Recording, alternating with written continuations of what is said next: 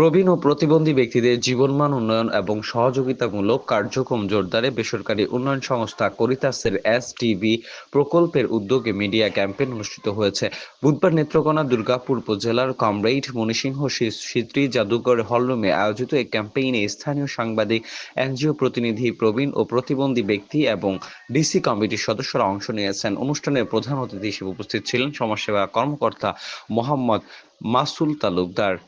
প্রতিবন্ধী প্রবীণ ব্যক্তিদের সমাজ কল্যাণ ক্লাব দুর্গাপুরের সভাপতি নুরুল ইসলামের সভাপতিত্বে এবং এসডিডিবি প্রকল্পের অ্যানিমেটর শারেন তজুর সঞ্চালনা অনুষ্ঠানের বিশেষ অতিথি হিসেবে উপস্থিত ছিলেন বীর মুক্তিযোদ্ধা সোহরাব হোসেন তালুকদার সহ বিশিষ্ট ব্যক্তিবর্গ। আলোচকরা প্রবীণ ও প্রতিবন্ধী ব্যক্তিদের সমাজের বোঝা নয় এবং বরং জনসম্পদে পরিণত করার উপর গুরুত্ব দেন এবং স্থানীয় ক্লাবগুলোর নিবন্ধনের জন্য কর্তৃপক্ষের দৃষ্টি আকর্ষণ করেছেন। নেত্রকোনা জেলাব্যাপী কাজ করি। নেত্রকোনা জেলাব্যাপী আমাদের রেজিস্ট্রেশন। এখানে একটি বিষয় ডকুমেন্টারিতে উঠে এসেছে যে রেজিস্ট্রেশনের বিষয়টা। আর আরেকটি বিষয় উঠেছে যে এই প্রজেক্ট যদি শেষ হয়ে যায় যে আমাদের এই কারিতাস কীভাবে তাদের কার্যক্রম ধরে রাখবে বা এটা টিকিয়ে রাখতে এরকম একটা বিষয় উঠে এসেছে।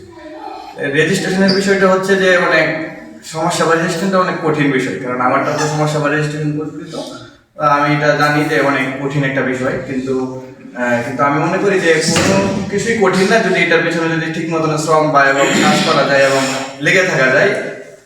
আপনারা যদি এখন আমি মনে করবো যে আপনারা যতটুকু শুনেছি এখানে যে এটা এনএসআই এর মাধ্যমে এনএসআই পর্যন্ত এটা আছে, এটা তদন্ত হচ্ছে। এনএসআই কিন্তু অনেক সময় রিপোর্ট দিয়ে দেয় যা আপনি জানবেন না। অনেক সময় নেত্রকোনা জেলা সমস্যা অফিসে যা এরকম একটা রিপোর্ট দিয়ে দেয় আপনারটা পজিটিভ আসছে না নেগেটিভ আসছে, এরকম তথ্য দিয়ে দেয়। আবার যদি নেগেটিভ আসে তাহলে কিন্তু আবার আপনি পুনরায় আবার আবেদন করতে হবে যে এনএসআই বরাবর যে আপনার কাগজগুলো কোন ঘাটতিগুলো আছে।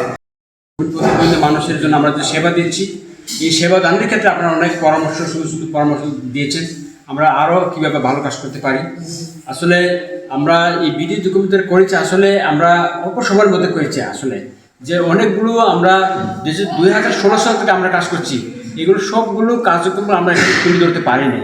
আমাদের ওই ভাই বলেছেন যে আসলে যে 2016 সাল থেকে কাজ করছি আমরা, এই যে ডকুমেন্ট তথ্য নিয়ে আসা হচ্ছে এটা আসলে এত তেমন একটা বোঝাচ্ছে না। কিন্তু আমরা যদি আমাদের ওই ডকুমেন্টারি যদি আমরা করতাম আগে থেকে 2016 সাল থেকে, আমরা কি পরিমাণ শ্রম দিয়েছি এখানে এই প্রতিবন্ধী মানুষের জন্য, প্রবীণ মানুষের জন্য এই দুইটা ইউনিয়নে, ওইগুলো দেখলে আপনারা আসলে আমাদের কারিতাসটা আসলে ওই প্রতিবেদন প্রকাশের মধ্যে নাই। আমরা আসলে কাজ করলে ওই যে প্রতিবেদনটা আমরা রাখবো রিপোর্টটা রাখবো, এটা এই দিক দিয়ে আমরা খুব পুর। আসলে প্রতিবন্ধী আপনারা জানেন রাহান ভাই বা রাফি ভাই ওরা যে ডাক্তার, ওনারা কিন্তু প্রতিবন্ধীগুলো আমাদের শনাক্তকরণ করতে বেসিক্যালি ওরা একটা কমিটি আছে, কমিটি জাস্ট পরিচয়পত্র দেয়।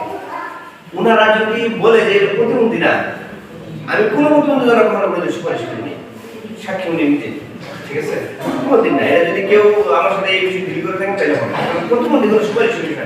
ডাক্তার যদি মনে করেন প্রতিবন্ধী তাহলে প্রতিবন্ধী, ডাক্তার যদি মনে করেন না আমি প্রতিবন্ধী ডাক্তার করে না তাহলে না।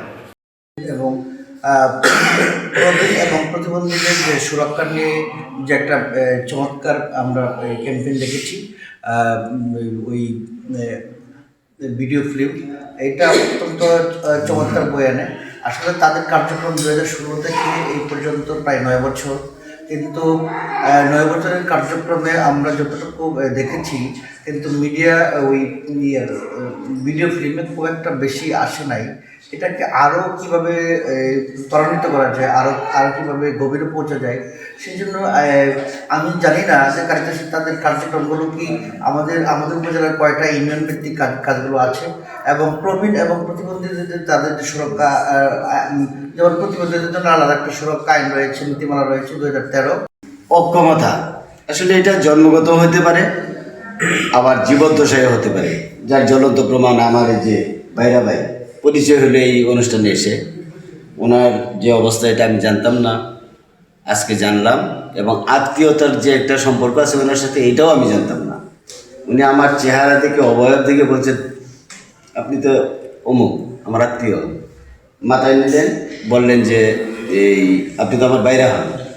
যাই হোক, আসলে আমরা সমাজের বোঝা মনে করে এই অক্ষম ব্যক্তিদেরকে পিছনে রেখে আমরা এই ডকুমেন্টারিতে যেটুকু দেখলাম, আসলে এই দুর্গাপুরের সাংবাদিকতার পেশায় যারা, ওই যে আমার মোহন কাকা বললেন, এই দুর্গাপুর সাংবাদিক সমিতির জন্মের আগেও এখানে একটা প্রতিষ্ঠান ছিল, যেটা হচ্ছে এখনও আছে, প্রেস ক্লাব।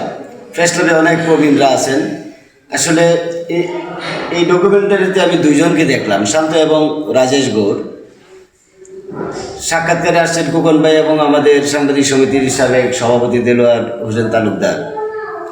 আর কারিতাস কিন্তু কাজ করছে দীর্ঘদিন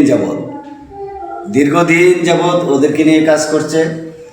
দৈনিক আজকের বাংলা .net